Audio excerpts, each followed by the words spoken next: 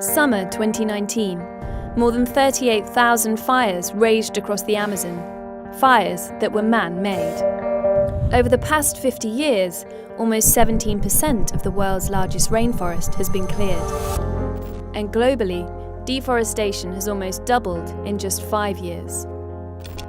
Since the start of human civilization, it's estimated that the number of trees around the world has fallen by almost half. Clearing forests increases carbon dioxide levels, but planting them could store away some of the carbon already in the atmosphere. Everyone is looking for a silver bullet to get our way out of this really difficult problem of climate change. Some people have latched onto tree planting as a kind of panacea. The reality is, tree planting is not always good.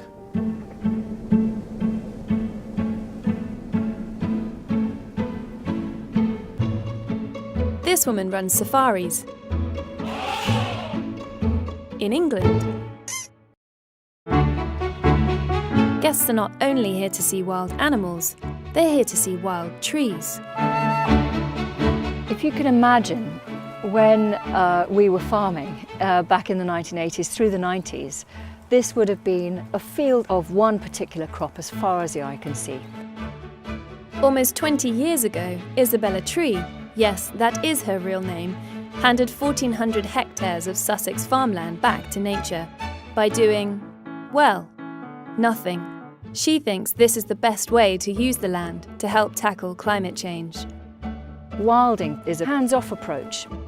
It's become a sort of environment that is a nursery for open-grown, freely regenerating trees. Within 20 years, we have doubled our carbon sequestered in the soil. We've got the scrub, we've got the grasses, we've got the trees. All that will be contributing to this carbon sink. To stabilise the climate, global carbon emissions need to drop to net zero by 2050. And of course, not all sectors are going to get down to zero emissions by 2050. Simon Lewis is a professor of global change science. We need to take some carbon out of the atmosphere, and one of the cheapest and easiest ways is to plant trees. Around half the dry weight of a tree is carbon. As trees grow, they take carbon out of the atmosphere and store it in their trunks, leaves and roots, which helps slow the rate of climate change. And there's never been more global ambition to plant trees. In 2014, 51 countries pledged to plant over 3.5 million square kilometres of forest by 2030, an area slightly larger than India. Ethiopia has made its mark in the record books by planting over 350 million trees in a single day. The 2030 target looks likely to be met, but there's a catch. When you dig down into the numbers of these forests, almost half the area pledged so far by countries is actually for monoculture plantations. And that means a single species planted over thousands and thousands of hectares. Monoculture tree plantations, like eucalyptus, grow quickly, but the trees are harvested every 10 or so years, releasing much of the carbon stored in the tree back into the atmosphere, which means that, according to some studies, they'll store only around 1/40th of the carbon natural forests do over the long term.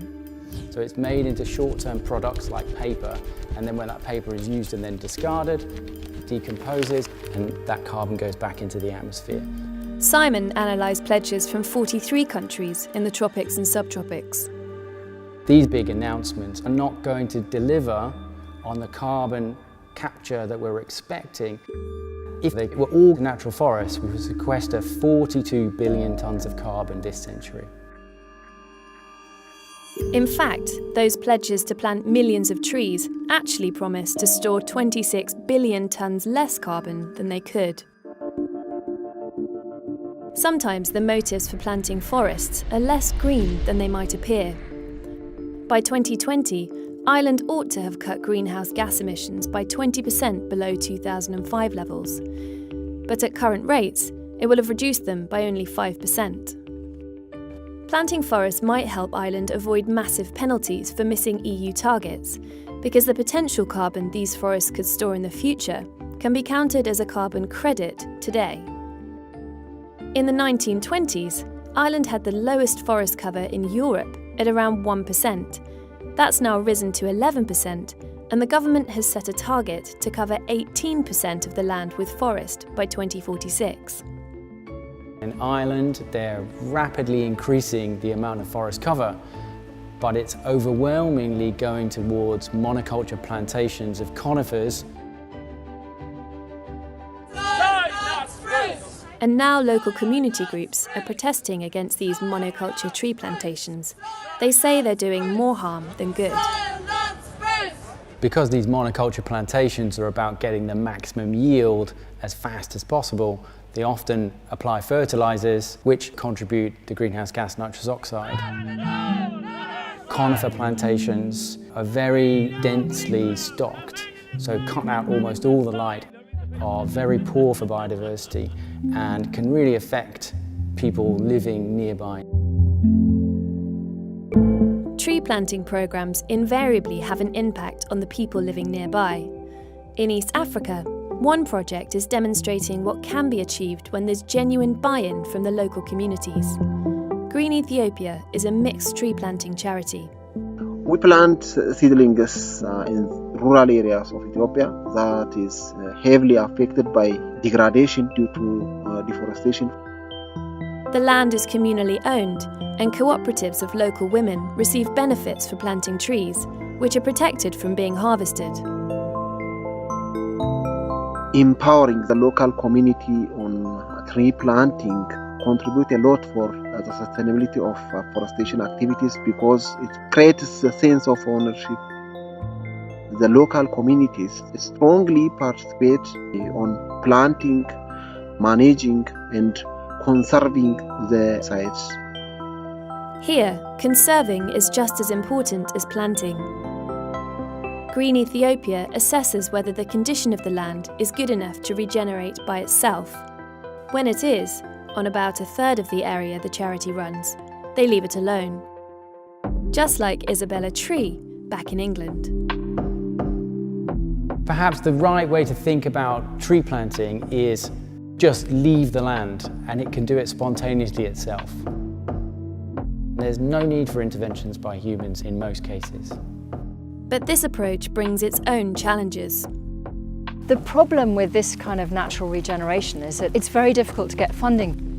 The funding is all driven by targets, the numbers game.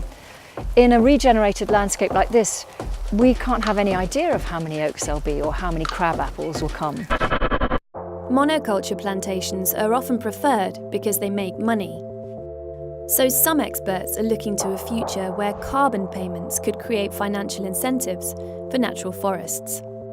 If carbon becomes much more important as a commodity, then perhaps these natural forests would become more profitable than plantations.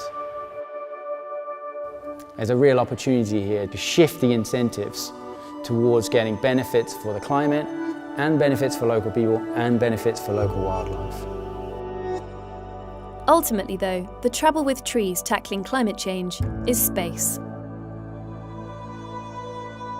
There's just not enough land in the world to plant enough trees to offset all the carbon emissions from fossil fuels. We could say, let's restore forest on every single piece of land that used to have forest on from before agriculture. And if we did that, it would be about 200 billion tons of carbon. Now that sounds a lot, but to put it in context, that's about 20 years worth of emissions at present rates. Tree planting might be looked at as a saviour, but it's not. It's not an excuse not to cut fossil fuel emissions. I'm Sarah, the director of this film. If you want to learn more about this topic, you can watch the story behind trees and climate change at the link opposite. At the other link, you can find some articles we use for research and some other exclusive materials. Thanks for watching.